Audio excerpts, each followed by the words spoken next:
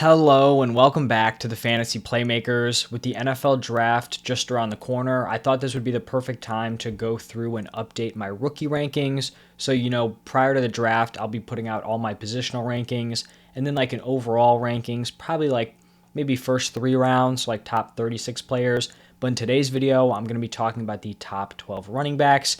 And because I know some of you guys are going to be doing your rookie drafts pre-NFL draft, others are going to be doing it after. The way I kind of base these rankings is I'm kind of, taking into account projected draft capital. So if I really like a running back, but, he's looking like he's going to be undrafted or picked like 7th round, I'm going to, kind of weigh that in and not just how I'm, looking at their production profile, their film, all of that stuff. But let's just jump right into it here with the RB1. This is pretty clear in my mind. It is Breece Hall. He really just checks every box that you'd be looking at. He was a workhorse for all 3 of his collegiate seasons. He has that workhorse size for the next level, 5'11", 217 pounds. And then just looking at his last 2 seasons, this dude was dominant. 3,526 scrimmage yards and 46 total touchdowns in those last 2 years. And he also was very, involved in the receiving game, averaged 27.3 receptions per season. Then you want to look at his athleticism. His testing was fantastic. Ran a 4.39 40, 97th percentile speed score, 94th percentile burst score. And then the last kind of factor in there would be his draft capital. It looks like he's going to be a late first to early 2nd-round pick. So he really checks every box. You may like a certain running back a little bit more, but in my opinion, Breece Hall just, he's very well-rounded as a prospect, and I don't see why I would put anyone else ahead of him. Hopefully he has a solid landing spot. I've been saying, for a while now, if he goes to the Bills, that would just be absolutely perfect for his fantasy stock. But the Bills could also be interested in this next running back who I have here at number 2, and that is Kenneth Walker.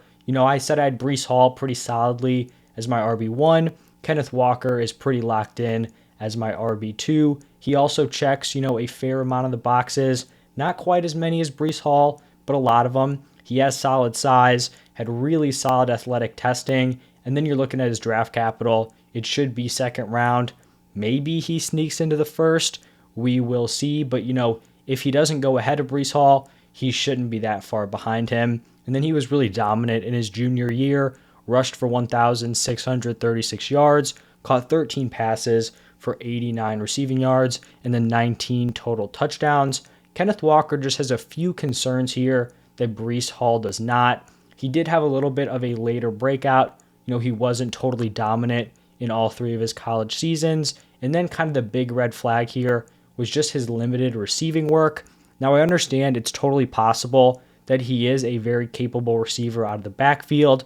I know we caught a ton of passes in high school, but we really just don't know. No one can positively say that he is a fantastic pass catcher, whereas we know 100% Breece Hall is a solid receiving back.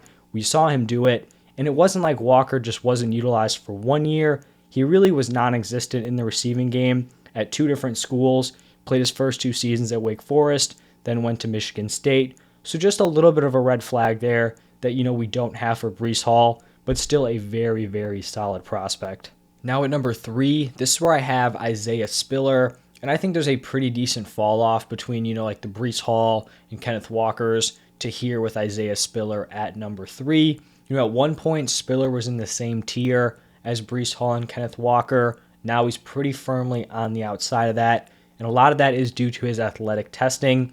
It was not ideal. He ran a 4.64 40 at his pro day, 27th percentile speed score, 24th percentile burst score. On the positive side for his production, he was the workhorse for his 3 collegiate seasons, and he also is very solid in the receiving game, caught at least 20 passes in all 3 seasons. For, Isaiah Spiller here, we're really going to be hoping for day 2 draft capital. If he can slide in as like a 3rd-round pick, I feel like he probably, solidifies himself here as my RB3.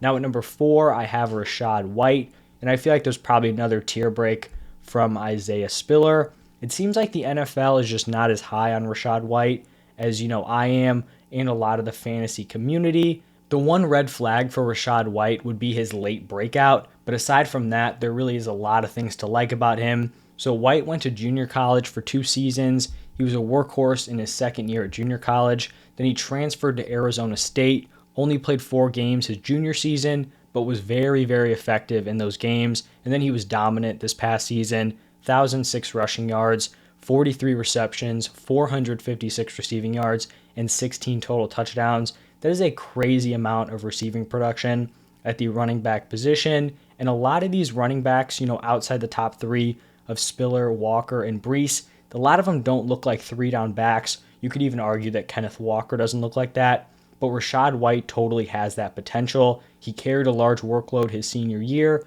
I already talked about how he's great in the receiving game. He also tested very, very well, a 4.48 40, 83rd percentile speed score, 87th burst score, and then he has that 6 foot, 214 pound size. So I do really, really like Rachaad White and hope he gets some solid draft capital. At number 5, this is where I have Brian Robinson, and this is another kind of late running back breakout. It's definitely not ideal that he didn't break out until his 5th year, but when you're putting it into context, he was playing behind Najee Harris, Josh Jacobs, and Dameon Harris. So those are very, very solid, NFL quality running backs that he was kind of just trapped behind. But when he did finally get, the opportunity to be the starter, he totally capitalized, rushed for 1,337 yards, caught 35 passes for 296 yards, and then 16 total touchdowns in this past season. I do think B-Rob can operate as a 3-down back, and I do think he's going to have the opportunity to come in and earn touches, in his rookie year. The question is he well-rounded and good enough as a prospect to be a 3-down back, full-time at the next level? Not sure, but if he gets decent draft capital, I feel like this is a fair ranking. Here at number 6, I have Zamir White, and you can make an argument that he is the best pure runner in this class, so not looking at pass blocking, not looking at receiving, just straight running the ball. He has dealt with multiple injury concerns. He's torn his ACL twice, so that is not ideal, but he still came back from those, was very effective this past season, and did test very well athletically. Ran a 4.4 40. I feel like he is pretty one-dimensional. He is not going to be super involved in the receiving game. He basically, was just an early down back at Georgia, but I do think, early on in his NFL career, he will be able to carve out an early down role. And if you're looking for kind of like the upside of a guy like Zamir White, it would probably be someone like Dameon Harris from the Patriots, getting that early down work, not going to be super involved in the receiving game, but can still, produce fairly well for fantasy football. And then at 7, we're actually going to stay in the same backfield here with James Cook, and he was that second half of the Georgia Bulldogs backfield, more the 3rd down receiving back, so basically the opposite of what Zamir White is. The concern here for James Cook is that he's never going to be able to command, the early down work. We know he's Dalvin Cook's brother, but they're really just not even comparable as players. I do think he's going to get round 3 or round 4 draft capital, which does kind of push him up the list for me. Earlier in the offseason, he wasn't really on my radar. Obviously knew who he was, but I don't even think he cracked my top 10. But now that we do know that he may be getting day 2 capital, got to bump him up. But if he doesn't get the capital we're expecting, I could definitely see myself dropping him below maybe a guy like Tyler Allgeier, who I'm going to talk about next, or some of these other surprise running backs who get really nice draft capital. And I mentioned him at number 8.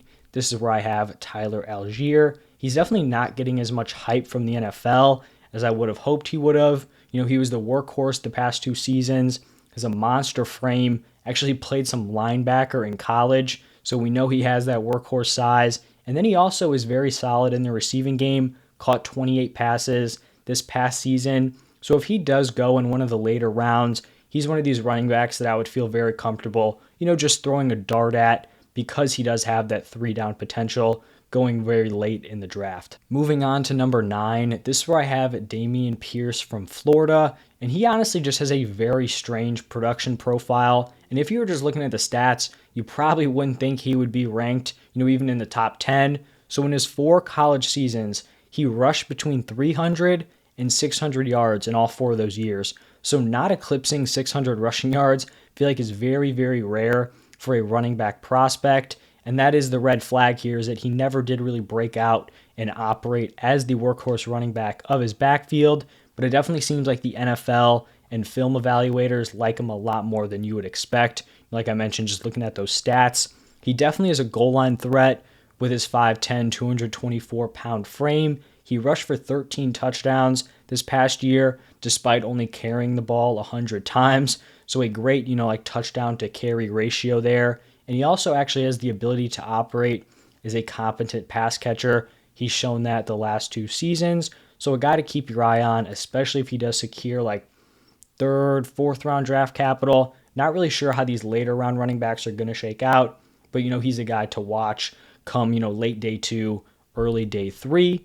And now at number 10, I have Jerome Ford. He really didn't put up much production until this past season. Started off at Alabama, transferred out of there in his junior season. And then the senior year was really where he broke out, rushed for 1,319 yards, caught 21 passes for 220 yards, and then scored 220 total touchdowns. For him, just like I mentioned with Pierce, draft capital is going to play a big role in where these guys kind of slot out in my rankings post NFL draft. At number 11, I have Keaontay Ingram, and he actually performed very well in his freshman and sophomore seasons at Texas, at least 700 rushing yards and 27 receptions in both of those seasons. So as you can see, very well-rounded on the ground and in the air. Then he transferred to USC in his senior season and was the workhorse there. Kind of surprised he's not getting a ton of hype, from the NFL, but as a late round shot, if he's going round 5, 6, 7, he really has everything you're looking for as like a dart throw, the workhorse size, 6 feet tall, 221 pounds, the early college production, and then a proven pass catcher. So a name to keep an eye on there. And then at number 12, rounding out these rankings, I have Kyren Williams, major faller post-combine and pro day.